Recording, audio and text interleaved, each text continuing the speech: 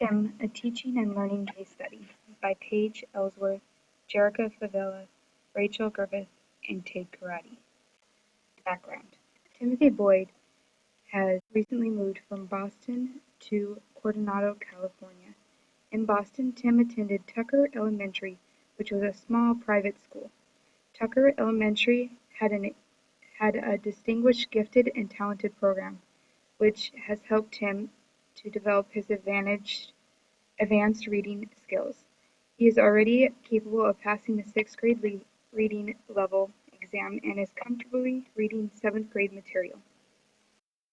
Tucker Elementary produced an individualized educational plan for Tim, which helped him to maintain and further his reading skills and also provided extra help in science and math.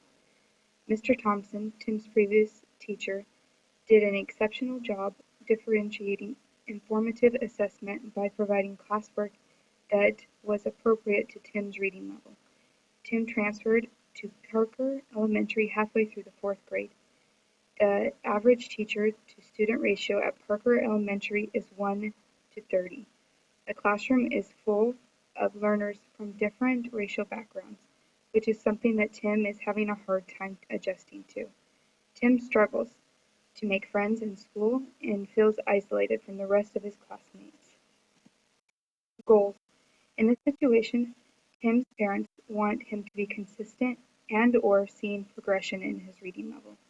This objective is aligned with the following Common Core state standard.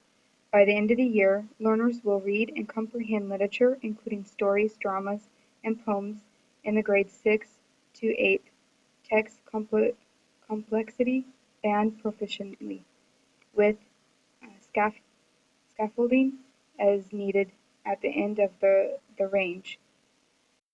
This Common Core state standard is appropriate for Tim because he is already reading at the seventh grade level. It also addresses Ms. Hart's lack of implementing UDL standards for using multiple means of representation, participation, and motivation. Scenario: Ms. Hart is surprised when she receives a reading comprehension back from Tim and realizes he scored 100%. She also knows that Tim is completing all of his reading assignments a lot faster than the rest of his classmates. Since Tim is excelling in reading, Ms. Hart begins to overload him with work.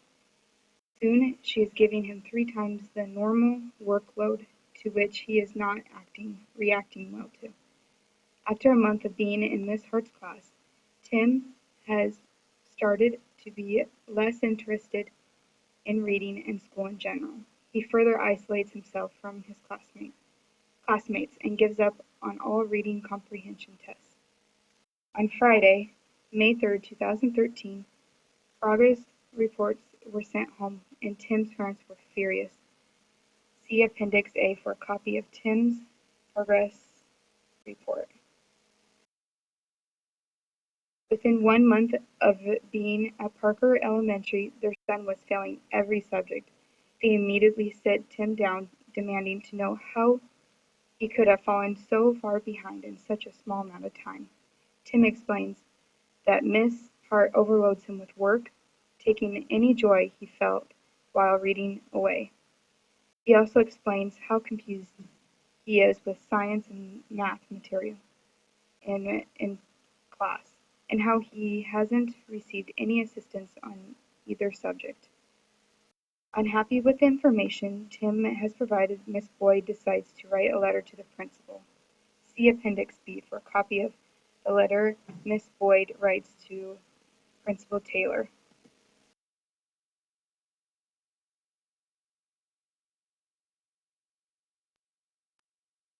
On Monday, May 6, 2013, she delivers a letter to Principal Taylor pointing out that Tim's reading level has digressed dramatically within the past month. She also criticized the teaching methods of Miss Hart and the lack of communication over Tim failing. She requests a meeting to address these problems and recommends creating an IEP for Tim. Ms. Hart has planned a reading assignment on Wednesday, May 7th, 2013. As expected, Tim was the first student to complete the test. She was not, however, prepared for the results of that test. She had given out a fourth grade reading level comprehension test, something that could have been very easy for Tim.